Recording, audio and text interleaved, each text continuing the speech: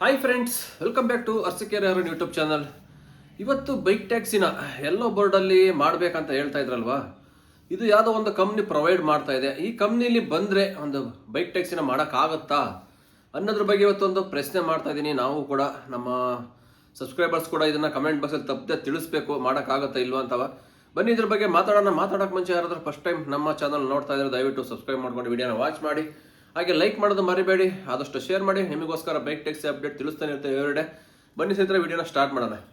ಇವಾಗೇನು ಮೊನ್ನೆ ಒಂದು ವಿಡಿಯೋ ನೋಡಿದ್ರಿ, ಲಾಂಚ್ ಆಯಿತು ಬೈಕ್ ಟ್ಯಾಕ್ಸಿ. ಎಲ್ಲೋ ಬೋರ್ಡ್ಗೆ ನಾವು ಎಲೆಕ್ಟ್ರಿಕಲ್ EV ಬೈಕ್ನ ಕನ್ವರ್ಟ್ ಮಾಡಿ ಕೊಡ್ತಾ ಇದೀವಿ. ಲೀಗಲ್ ಆಗಿದೆ, ಇದು ಕಮರ್ಷಿಯಲ್ ವೆಹಿಕಲ್ಲು, ನಾವೆಲ್ಲ ಟ್ಯಾಕ್ಸ್ ಕಟ್ತೀವಿ, ಇನ್ಸೂರೆನ್ಸ್ಗಳೆಲ್ಲ ಪೇ ಆಗುತ್ತೆ ಇದರಲ್ಲಿ. ಹಾಗಾಗಿ ಪ್ರತಿಯೊಂದು ಇದು ಡೆಲಿವರಿ ಫೀಲ್ಡ್ಗೆ ಕಮರ್ಷಿಯಲ್ ವೆಹಿಕಲ್ ಆಗಿರೋದು ಮಾಡ್ತಕ್ಕಂಥ ಅನುಕೂಲ ಚೆನ್ನಾಗಿದೆ ಅಂತ ಕೂಡ ಹೇಳಿದ್ದಾರೆ.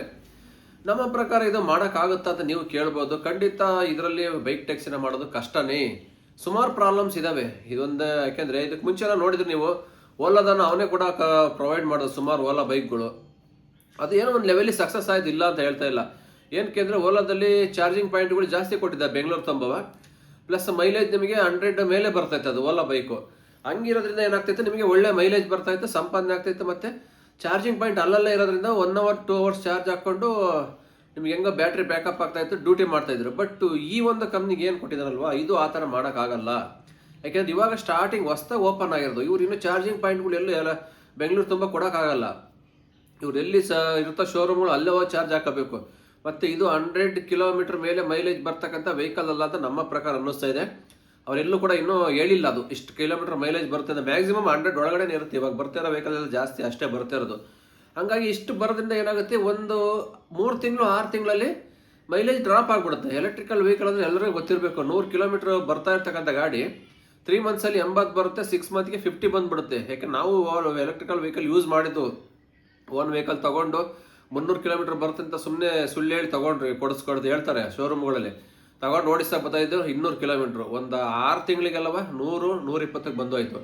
ಎಲೆಕ್ಟ್ರಿಕಲ್ ವೆಹಿಕಲ್ ಸವಾಸ ಏನಂತ ಅದನ್ನು ತಗೊಂಡು ಓಡಿಸೋರಿಗೆ ಗೊತ್ತು, ಅದ್ರ ಎಕ್ಸ್ಪೀರಿಯನ್ಸ್. ಹಂಗಾಗಿ ಇವ್ರು ಏನೇ ಹೇಳ್ಬೋದು 100-120 ಬರುತ್ತೆ ಅಂತ ಹೇಳ್ಬೋದು ಶೋರೂಮರು, ಬಟ್ ತಗೊಂಡು ಓಡಿಸೋಗ್ಲೇ ಗೊತ್ತಾಗೋದು 80 ಬರೋದು. ಅವ್ರು ಹೇಳೋದಕ್ಕಿಂತ 30-40 ಮೈಲೇಜು ಕಮ್ಮಿನೇ ಬರುತ್ತೆ. ಹಂಗಾಗಿ ಎಲೆಕ್ಟ್ರಿಕಲ್ ವೆಹಿಕಲ್ಗೆ ಮತ್ತೆ ಯಾವತ್ತೂ ಕೈ ಹಾಕಬಾರ್ದು. ಅದು ಡೆಲಿವರಿ ಫೀಲ್ಡಲ್ಲಿ ಏನಾದ್ರು ಡ್ಯೂಟಿ ಮಾಡ್ತಿದ್ರೆ ಅಂತ ನೀವು ರೈಡರ್ಗಳು ಯಾವುದೇ ಕಾರಣಕ್ಕೂ ಎಲೆಕ್ಟ್ರಿಕಲ್ ವೆಹಿಕಲ್ ತಗೊಂಡೋಗ್ಬೇಡಿ. ವರ್ಕೌಟ್ ಆಗಲ್ಲ, ಸುಮ್ಮನೆ ದುಡ್ಡು ಜಾಸ್ತಿ, ಪ್ರಾಬ್ಲಮ್ ಜಾಸ್ತಿ. ಅದೇನಾದ್ರು ಸ್ಪೇರ್ಸ್ ಪಾರ್ಟ್ಸ್ಗಳು ಎಲ್ಲೂ ಸಿಗಲ್ಲ. ಅವ್ರ ಶೋರೂಮ್ಗೆ ಹೋಗ್ಬೇಕು ಏನಾದ್ರು ಪ್ರಾಬ್ಲಮ್ ಅದು ರೆಡಿ ಮಾಡ್ಸೋಕ್ಕೆ. ಹೊರಗಡೆ ಎಲ್ಲೂ ರೆಡಿ ಮಾಡಲ್ಲ ವೆಹಿಕಲ್ಗಳು, ಸಿಕ್ಕಾಬಟ್ಟೆ ಪ್ರಾಬ್ಲಮ್ ಆಗುತ್ತೆ. ಹಾಗಾಗಿ ಏನು ಈ ಕಂಪ್ನಿ ಪ್ರೊವೈಡ್ ಮಾಡ್ತಿದೆಯಲ್ಲ, ಖಂಡಿತ ಇದರಿಂದ ಮಾಡೋಕ್ಕಾಗಲ್ಲ. ಕೊಡೋದು 100 ಕಿಲೋಮೀಟ್ರ್ ಒಳಗಡೆ ಮೈಲೇಜು, ಬ್ಯಾಟ್ರಿ ಚಾರ್ಜಿಂಗ್ ಪಾಯಿಂಟ್ಗಳು ಸಿಕ್ಕಲ್ಲ. ಮತ್ತು ಗಾಡಿ ಹೊಸ ಗಾಡಿ ಸಣ್ಣ ಪುಟ್ಟ ಸ್ಕ್ರ್ಯಾಚಸ್ ಆದರೆ ಅದಕ್ಕೆ ಅಮೌಂಟ್ ಕಟ್ ಮಾಡ್ತಾರೆ. ಆಗೋದೊಂದು 1000 ರೂಪಾಯಿ ಅರ್ನಿಂಗ್ಸಿಗೆ ಅಲ್ಲಿ ಇನ್ವೆಸ್ಟ್ಮೆಂಟೇ ಜಾಸ್ತಿ ಹೋಗ್ತಾ ಇರುತ್ತೆ ನಿಮಗೆ ಪ್ರತಿದಿನವ ಅಲ್ವಾ. ಏನು ವರ್ಕೌಟ್ ಆಗುತ್ತೆ ಅದು ನೋಡ್ಬೇಕು. ಹಂಗಾಗಿ ನಮ್ಮ ಪ್ರಕಾರ ಈ ಒಂದು ಕಂಪ್ನಿ ಏನು ಪ್ರೊವೈಡ್ ಮಾಡ್ತಿದ್ದಿಲ್ಲ ಬೈಕ್ಗಳು, ಇವು ಬೈಕ್ ಟ್ಯಾಕ್ಸ್ಗೆ ಆಗಲ್ಲ, ವರ್ಕೌಟ್ ಆಗಲ್ಲ. ಯಾವುದೇ ಥರ ಡೆಲಿವರಿ ಬಾಯ್ಸ್ಗಳಿಗೆ ಫುಡ್ ಡೆಲಿವರಿ ಅವ್ರಿಗೇನೋ ಅಲ್ಲಿ ಇಲ್ಲಿ ಮಾಡ್ಕೋಬೋದು. ಬಟ್ ಬೈಕ್ ಟ್ಯಾಕ್ಸಿಗಾದರೆ ಗೊತ್ತಿರಬೇಕು, ಕಂಪಲ್ಸರಿ 200 ಕಿಲೋಮೀಟ್ರ್ ಮೇಲೆ ಬರಬೇಕು ಮೈಲೇಜು ಯಾವುದಾದ್ರೂ ಬೈಕು. ಆ ಥರ ಬೈಕ್ಗಳಿದ್ರೆ ವರ್ಕೌಟ್ ಆಗುತ್ತೆ ಬೈಕ್ ಟ್ಯಾಕ್ಸಿಗೆ. ಬಟ್ ಇವರೆಲ್ಲ ಕೊಡ್ತಕ್ಕಂಥ ಬೈಕ್ಗಳು 60, 80, 100 ಕಿಲೋಮೀಟ್ರವು ಯಾವುದೇ ಕಾರಣಕ್ಕೂ ಆಗಲ್ಲ. ಹಂಗಾಗಿ ಇನ್ನು ಮುಂದೆ ರಾಪಿಡೋ ಕಂಪ್ನಿಯವ್ರು ಏನಾದ್ರು ಕೊಡ್ತಾರ ಬೈಕ್ ಅಂತ ಒಂದು ಪ್ರಶ್ನೆ ನಮಗೂ ಕೇಳಿ ಬರ್ತಾ ಇದೆ, ಕ್ವಶನ್ಗಳು. ನನ್ನ ಪ್ರಕಾರ ಕೊಡೋದು ಡೌಟು ರಾಪಿಡೋ ಕಂಪ್ನಿಯವ್ರ ಬೈಕ್ಗಳು. ಯಾಕಂದ್ರೆ ಆ ಥರ ಕೊಡೋಗಿದ್ರೆ ಇಷ್ಟು ವರ್ಷ ವೆಯ್ಟ್ ಮಾಡ್ತಿರಲಿಲ್ಲ. ಓಲಾದರೆ ಬಂತಲ್ಲ ಅವಾಗೆಲ್ಲ ಬೈಕ್ಗಳು, ಓಲಾದಲ್ಲಿ ಏನು ಕೊಟ್ಟನಲ್ಲ ಅವಾಗಲೇ ಕೊಡ್ಬೋದಾಯ್ತು ರಾಪಿಡೋದಲ್ಲಿ ಬೈಕ್ಗಳು ತಗೊಂಡು. ಬಟ್ ಬೈಕೆಲ್ಲ ಪ್ರೊವೈಡ್ ಮಾಡ್ತಕ್ಕಂಥ ಯಾವುದೇ ಥರ ಚಾನ್ಸ್ ಇಲ್ಲ ರಾಪಿಡೋದಲ್ಲಿ. ಎಲ್ಲೋ ಬೋರ್ಡ್ ಆಗಿರ್ಬೋದು, ವೈಟ್ ಬೋರ್ಡ್ ಆಗಿರ್ಬೋದು, ಅದೇನಿದ್ರು ನಾವೇ ಮಾಡಿಸ್ಕೋಬೇಕು. ನಮ್ಮ ಬೈಕಿಗೆ ಎಲ್ಲೋ ಬೋರ್ಡ್ ಮಾಡಿಸ್ಕೊಂಡು ಮಾಡಬೇಕಾಗತ್ತೆ. ಇಲ್ಲ ಟೋಟಲಿ ಏನೇ ಆಗಲಿ ಓವರಾಲ್ ಆಗಿ ಹೇಳ್ಬೇಕಂದ್ರೆ ಬೈಕ್ ಟ್ಯಾಕ್ಸಿ ಮಾಡಬೇಕಂದ್ರೆ ಒಂದು ಪೆಟ್ರೋಲ್ ಬೈಕೇ ಬೇಕು. ಪೆಟ್ರೋಲ್ ಬೈಕ್ ಬಿಟ್ಟು ಬೇರೆ ಯಾವ ಒಂದು ವೆಹಿಕಲಲ್ಲಿ ಬೈಕ್ ಟ್ಯಾಕ್ಸಿ ಮಾಡೋಕ್ಕಾಗಲ್ಲ. ಎಲೆಕ್ಟ್ರಿಕಲ್ ವೆಹಿಕಲ್ ಯಾವುದೇ ಆಗಿರ್ಬೋದು, ಅದು ಗ್ರೀನ್ ಬೋರ್ಡ್ ಆರ ಕೊಡಲಿ, ಎಲ್ಲೋ ಬೋರ್ಡ್ಗಾರ ಕನ್ವರ್ಟ್ ಮಾಡ್ಕೊಳ್ಳಿ, ಟೋಟಲಿ ನಮಗೆ ಬೇಕಾಗಿರೋದೇನು ಬೈಕ್ ಟ್ಯಾಕ್ಸಿ ಮಾಡಬೇಕಂದ್ರೆ ಪೆಟ್ರೋಲ್ ಗಾಡಿನೇ ಬೇಕು. ಅದು ಎಲ್ಲೋ ಬೋರ್ಡಿಗೆ ಕನ್ವರ್ಟ್ ಮಾಡಿಕೊಟ್ರೆ ಆರಾಮಾಗಿ ಡ್ಯೂಟಿ ಮಾಡ್ಬೋದು ಹುಡುಗರು. ಸುಮ್ಮನೆ ರಾಪಿಡೋದವ್ರು ಕೊಡ್ತಾರೆ, ಓಲಾದವ್ರು ಕೊಡ್ತಾರೆ, ಇಲ್ಲ ಇನ್ಯಾವುದೋ ಒಂದು ಕಂಪ್ನಿ ಪ್ರೊವೈಡ್ ಮಾಡುತ್ತೆ ಬೈಕ್ಗಳು, EV ಬೈಕ್ಗಳನ್ನ. ಇವೆಲ್ಲ ಟೆಂಪ್ರವರಿ ಅಷ್ಟೇ, ಬಿಟ್ಟರೆ ಪರ್ಮನೆಂಟ್ ಯಾವುದೂ ಇಲ್ಲ. 3 ತಿಂಗಳು 6 ತಿಂಗಳು ಓಡೋದಕ್ಕೆ ಮೈಲೇಜ್ ಫುಲ್ ಡ್ರಾಪ್ ಆಗಿಬಿಡ್ತವೆ. 100 ಕಿಲೋಮೀಟರ್ 50 ಕಿಲೋಮೀಟರ್ ಬರ್ತವೆ. ಆನಂತರ ಅವೆಲ್ಲ ಅಷ್ಟೇ ಬೈಕ್ಗಳು ಗುಜರಿಗೆ ಹಾಕೋದೇನೆ. ದಿನಕ್ಕೆ 500 ರೂಪಾಯಿ ಸಂಪಾದನೆ ಮಾಡೋಕ್ಕಲ್ಲ, ಮಾಡಿರೋದನ್ನೆಲ್ಲ ಇವರಿಗೆ ರೆಂಟ್ ಕಟ್ಟೋಕ್ಕೆ ಸರಿ ಹೋಗುತ್ತೆ. ಅಷ್ಟು ರೆಂಟ್ ಇರುತ್ತೆ ಬೈಕ್ಗಳಿಗೆ. ಅಲ್ಲಿ ಸ್ಟಾರ್ಟಿಂಗ್ ಸೆಕ್ಯೂರಿಟಿ ಡೆಪಾಸಿಟ್ ಕಟ್ಟಿಸ್ಕೊಂಡಿರ್ತಾರೆ, ಆ ಅಮೌಂಟೇ ನಿಮ್ಗೆ ವಾಪಸ್ ಬರಲ್ಲ. ಹಾಗಾಗಿ ಇವೆಲ್ಲ ಸುಮ್ಮನೆ ರೆಂಟ್ ಬೈಕ್ಗಳು ತೊಗೊಂಡ್ರೆ ಯಾವುದೇ ಥರ ಡೆಲಿವರಿ ಫೀಲ್ಡಲ್ಲಿ ವರ್ಕೌಟ್ ಆಗಲ್ಲ. ಇವೆಲ್ಲ ಸುಮಾರು ಗೊತ್ತಿರಬೇಕು. ನಾರ್ತ್ ಇಂಡಿಯನ್ಸ್ ಬಂದು ಓಡಿಸ್ತಾ ಇರ್ತಾರೆ ಹಿಂದಿಯವ್ರಿಗೆ, ಅವ್ರಿಗೆ ವರ್ಕೌಟ್ ಆಗ್ತವೆ. ಯಾಕೆಂದರೆ ಮನೆ ಮಠ ಯಾರು ಇರಲ್ಲ, ಎಲ್ಲ ಬಿಟ್ಬಿಟ್ಟು ಬಂದಿರ್ತಾರೆ ಇಲ್ಲಿಗೆ. ಏನೋ ದಿನಕ್ಕೆ 500 ರೂಪಾಯಿ ಆದರೂ ಸಾಕು ಅನ್ನೋ ಒಂದು ಮೈಂಡ್ ಸೆಟಲ್ಲಿ ಕೆಲಸ ಮಾಡ್ತಾ ಇರ್ತಾರೆ ನಾರ್ತ್ ಇಂಡಿಯನ್ಸ್ ಹುಡುಗರು.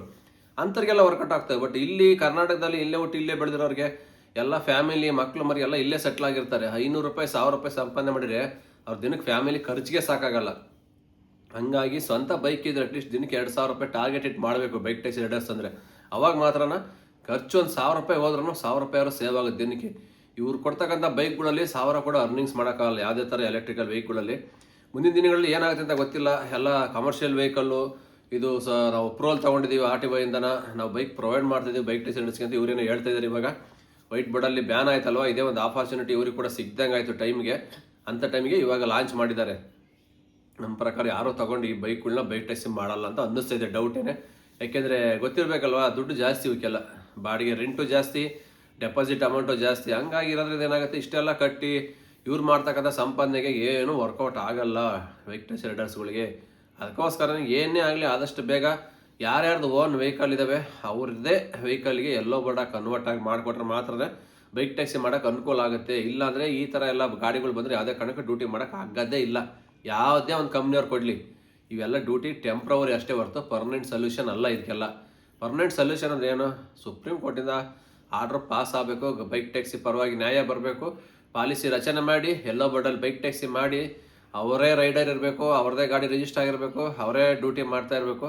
ಈ ಥರ ಸ್ಟ್ರಿಕ್ಟಾಗಿ ರೂಲ್ಸ್ ತರಬೇಕು. ಯೂನಿಫಾರ್ಮ್ ಕೊಡಲಿ, ಹೆಲ್ಮೆಟ್ ಕೊಡಲಿ, ಫುಲ್ ಹೆಲ್ಮೆಟ್ಟು ಪರವಾಗಿಲ್ಲ, ಎಲ್ಲ ಥರ ಫಾಲೋ ಮಾಡ್ತಾರೆ. ಬಟ್ ಏನು ಅಂದರೆ ಲೀಗಲ್ಲಾಗಿ ಬರಬೇಕು ಬೈಕ್ ಟ್ಯಾಕ್ಸಿ.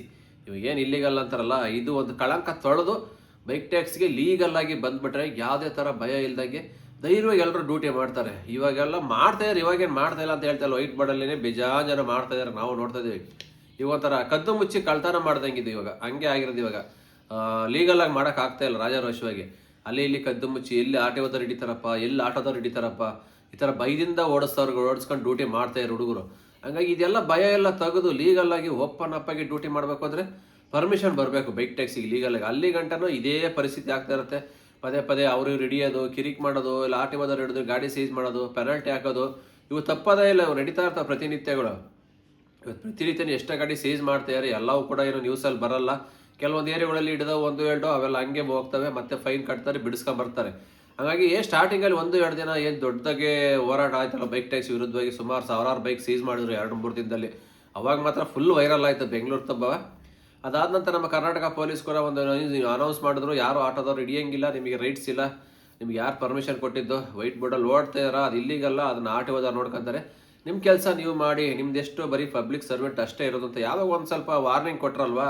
ಮತ್ತೇನಾದ್ರು ಇದು ರಿಪೀಟ್ ಆದರೆ ನಿಮ್ಮ ವಿರುದ್ಧ FIR ಆಗುತ್ತೆ ಅಂತ ಯಾವಾಗ ಒಂದು ವಾರ್ನಿಂಗ್ ಕೊಡೋಣ. ಸ್ವಲ್ಪ ಆಟೋದವರು ಹಿಡಿಯೋದು ಕಮ್ಮಿ ಮಾಡಿದ್ರು. ಬಟ್ ಕ್ವಶನ್ ಮಾಡ್ತಾಯಿದ್ದಾರೆ ಅಲ್ಲೂ ಇಲ್ಲೂ, ಯಾಕೆ ಮಾಡ್ತಾಯಿದ್ದಾರೆ ಹಂಗೆ ಹಿಂಗೆ ಅಂತ ನಾವು ವೀಡಿಯೋಸ್ ಪ್ರತಿನಿತ್ಯ ನೋಡ್ತಾ ಇದ್ದೀವಿ. ಹಂಗಾಗಿ ಇವೆಲ್ಲ ಸ್ವಲ್ಪ ಕಿರಿಕಿರಿ ಇದ್ದೇ ಇರ್ತವೆ. ಏನು ವೈಟ್ ಬೋರ್ಡಲ್ಲಿ ಮಾಡ್ಬೇಕಾರೆ. ಆದರೆ ಎಲ್ಲೋ ಬೋರ್ಡಿಗೆ ಯಾವಾಗ ಬರ್ತೈತೆ ನಾವು ವೆಯ್ಟ್ ಮಾಡ್ತಾಯಿದ್ವಿ. ಇದ್ರ ಮಧ್ಯೆ ಅವು ಇವು ಕಂಪ್ನಿಗಳು ಬೇರೆ ಪ್ರೊವೈಡ್ ಮಾಡ್ತಾಯಿದ್ವಿ ನಾವು ಬೈಕ್ ಟ್ಯಾಕ್ಸಿಗೆ ಅಂತಾರೆ.